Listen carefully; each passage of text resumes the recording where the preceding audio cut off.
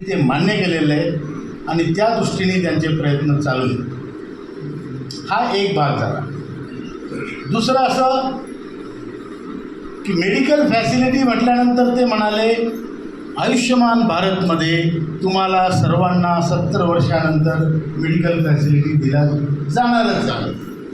आम्ही म्हटलं ते तुम्हा सर्वांना आम्हाला तुम्ही एकत्र नका घेऊन.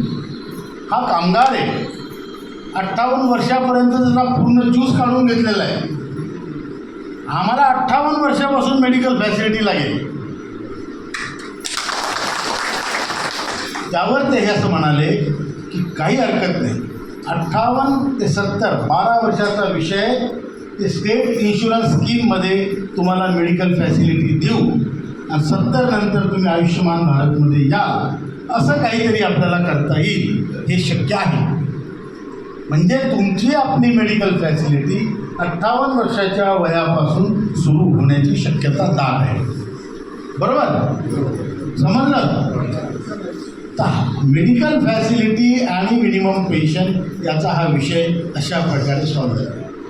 मी आता बरेच लोक काही हायर पेन्शनमध्ये इंटरेस्टेड आहेत.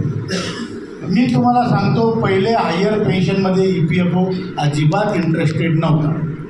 NSCने जो पुढाकार घेतला आणि जो दबाव टाकला, त्याच्यामुळे अनएक्झम्प्टेड डिपार्टमेंटच्या सर्वांच्या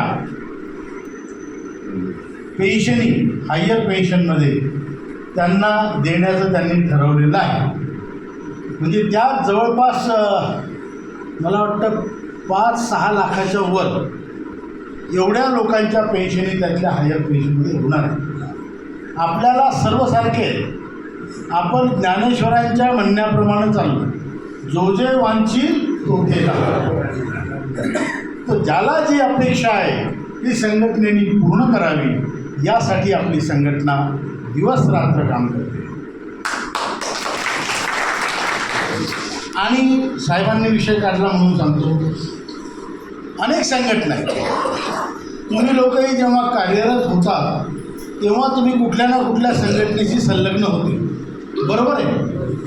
मग कार्यरत असताना ती BMS असेल, इंटक असेल, आयटक असेल, C2 असेल, लालबावटा असेल, या सगळ्या संघटना होत्या.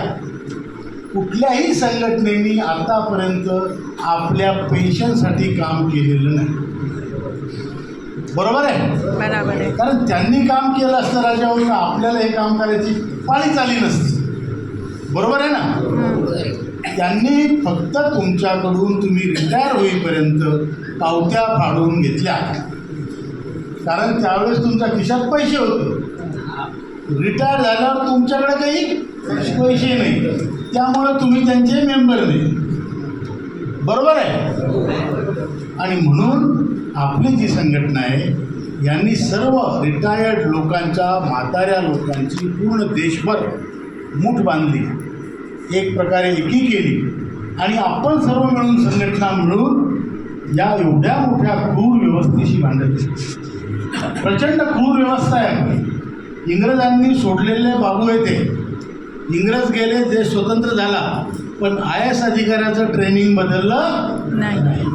ते ट्रेनिंग त्याचं काय आहे की कोणतं काम होत असलं त्याला नाही कसं म्हणायचं, याचं पूर्ण ट्रेनिंग आहे त्याचं. बरोबर आहे?